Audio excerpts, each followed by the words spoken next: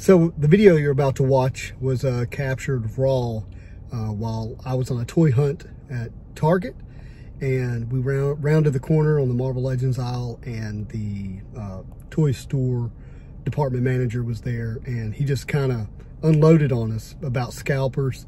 The conversation begins with him talking about a G.I. Joe, I was going to say G.I. Joe collector, but someone who came up and scalped all the G.I. Joes, and that's where the video picks up. Take a listen, guys.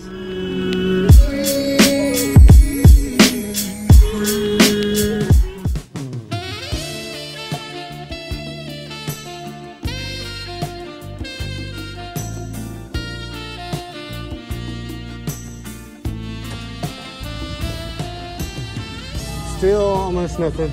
Oh, look, more dominoes. Joe, it's the new G.I. Joe. He bought all of them. That's terrible. I was like, I was trying to tell him, hey, it doesn't set till the 10th. And he's like, is there a limit? I was like, and my boss was like, well, no. He's like, well, then I want all of them. I was like, I hate that. I hate people. One or two, okay, yeah.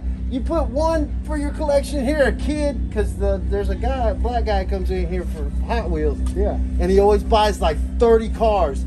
15 of them are his collection. Yeah. The rest his kids can open and play with and this and that. Right. Understandable.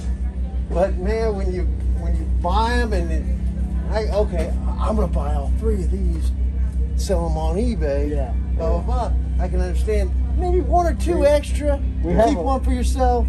But when you empty it out to sell it on eBay, that's just not right. Well, we have a word for that. We call it scalping. Yeah. And Well, we got a guy that comes in here also for the Yu-Gi-Oh cards.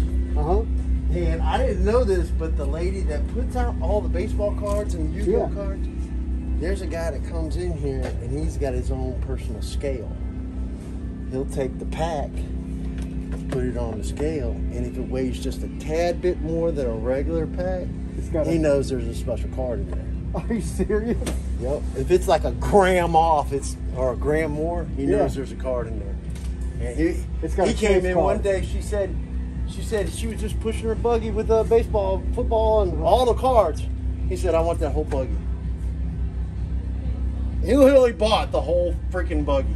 Wow. It was like over $1,000 worth of stuff she had. I mean, it was all cards. Wow. Yeah.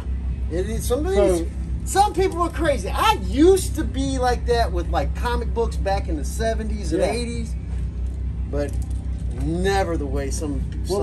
Like Dinjarin and the Child. I bought one for $60 online because I have very little faith that I'm going to get one. Yeah. Okay? And I was like, unless they first come out and you see them and I'm not here, shelf. and I have a full-time job, so I can't be here every day. Well, so when it was $60, I was like, I actually think that's a good value right now. And now they're up at 90, 100, and I don't want to pay that. I want a second one because his mask is removable. Did you watch the show? Yeah, no, I haven't seen that. Well, it's the Mandalorian. What's his name? Boba Fett. Yeah, he's in there. Yeah. Well, I call him Boba Fett every time I see the commercial. There's Boba Fett. Yeah. Well, his mask being removable is a big deal, and because most other figures don't do that. And so right here. So I really want to have one that I can open on the shelf with his mask removed. But I don't want to pay another $60, $70 just to open it. Hell no. Yeah. What's that? Wow, I was not expecting to be able to have such a raw conversation with the toy department manager at Target about scalpers. And, you know, I'm not surprised that they have such a negative view of scalpers like most of the collecting community, because they have to deal with these people on a regular basis coming in and emptying out their shelves before, you know, the toys can even be displayed. But also having to just deal with more likely the attitude that scalpers typically have, which is, you know, likely to be somewhat selfish. And, you know, obviously there are collectors that want more than one copy of something for various reasons, whether it's to open and to have one mint on card, if it's to maybe they really just absolutely love the figure and they want more than one of them. Like I have 5 of the retro carded Spider-Mans, and if I see one in the stores, I'm likely going to buy it again.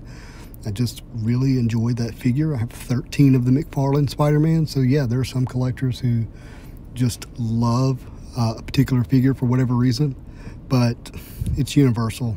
I'm glad I do not collect the G.I. Joes. It seems like those are getting hit by scalpers, maybe more than even the Marvel Legends and Black Series. And by looking at the estimated prices of resale on the visual price guide, they're selling for a lot. So guys, tell me your thoughts on the video. Are you surprised by the raw content that I was able to capture at Target from the toy manager? And what are your thoughts in general? Do you see scalping the same way that I do? Or you just, do you just think that they're just a lucky guy or gal who gets to buy all of them and leave none for the rest of us, except to pay triple retail on third-party sites? Anyhow, I always appreciate your thoughts. I really enjoyed this community. As always, I hope you guys have a marvelous day.